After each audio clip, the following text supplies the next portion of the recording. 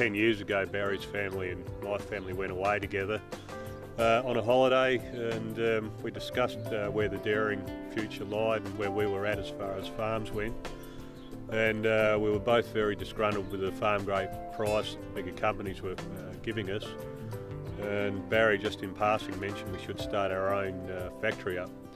When we first started there, we didn't have any employees. It was just Jeff's family and my family working in there. So we'd milk cows, then turn up at the factory and bottle the milk and try and sell it.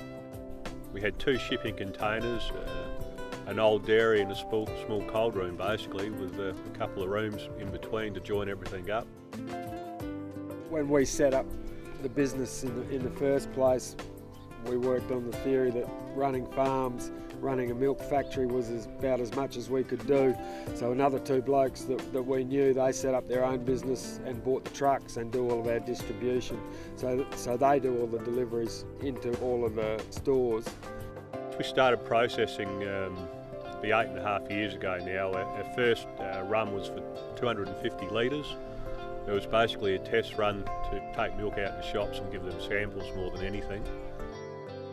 We started with just white milk, so we had the Jersey range, which is my cows, and the Holstein range, which is Jeff's.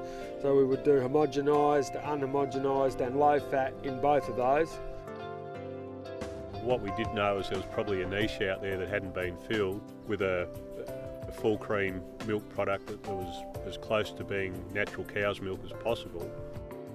As far as growth goes, we'd take on as many independents as possible. From corner stores to your IGAs, we now supply around 600 shops.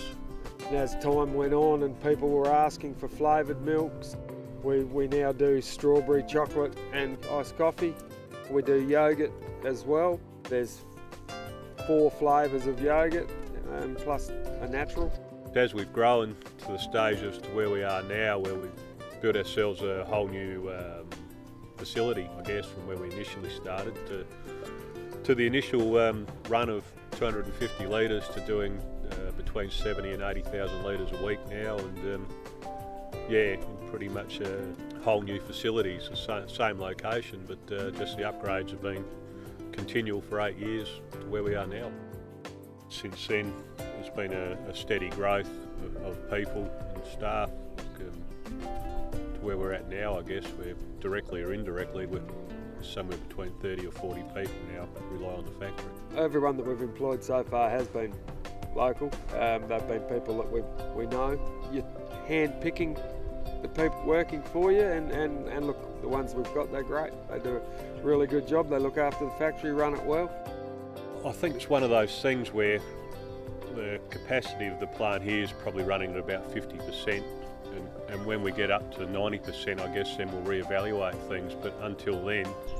Hopefully doing the same sort of thing as what we are, and it's still going along nicely. We like the idea of having the factory on farm. It's all right here, so that's been part of what's got us to where we are. It's why people like the product. We never went into it to mass produce either.